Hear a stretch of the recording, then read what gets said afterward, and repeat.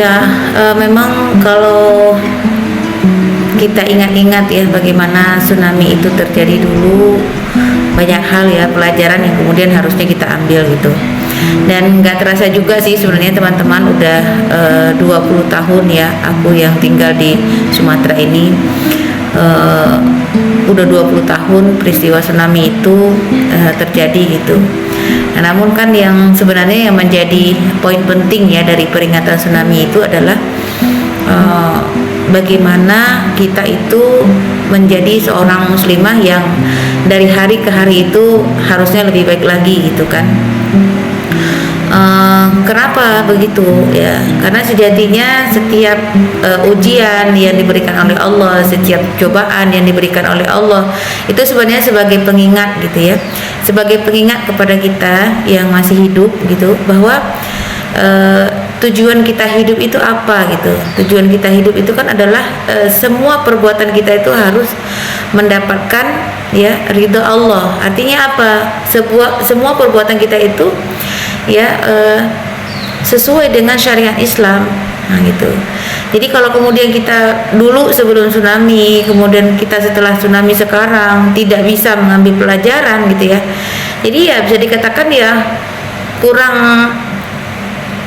ya usia kita itu jadi nggak bermanfaat gitu loh, kalau kita itu nggak ada perubahan untuk yang lebih baik gitu ya. Jadi mengenang saudara-saudara kita yang telah tiada itu ya dengan kemudian belajar bahwa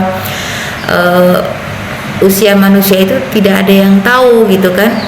Dan kemudian Allah itu terus memberikan kesempatan kepada kita. Itu tujuannya untuk apa ya? Tujuannya untuk kita tuh banyak-banyak bertobat gitu ya, banyak-banyak melakukan perbaikan diri, perbaikan kepada masyarakat, dan juga ya bahkan sampai kepada negara. Dulu dalam Islam itu kita tuh dianjurkan ya untuk kemudian memiliki ya yang namanya rasa empati, yang namanya amal ma'ruf nahi munkar gitu.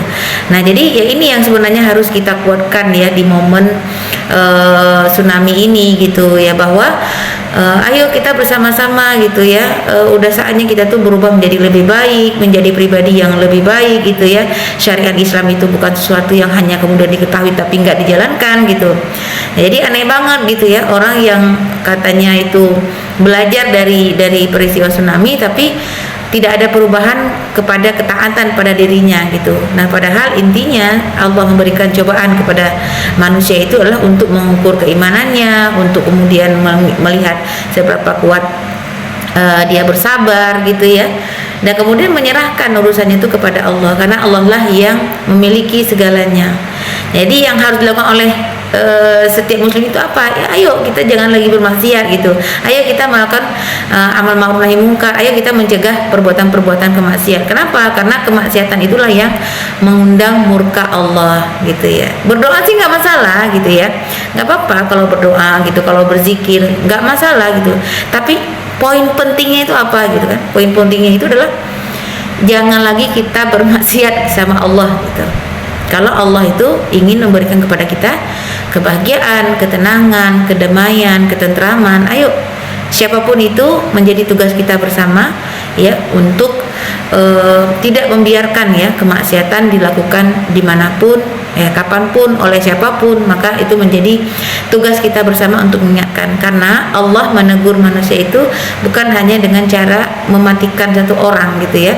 Justru kadang musibah itu diberikan dalam kapasitas yang besar gitu, agar manusia itu banyak yang mengingat, nggak hanya satu atau dua orang. Ya mudah-mudahan momen tsunami ini menjadi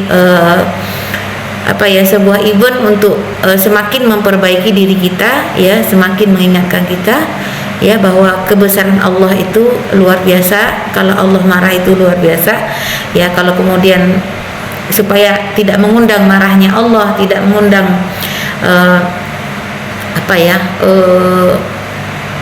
ujian-ujian besar kepada kita, yuk kita perbaiki diri. Itu yang penting teman-teman ya.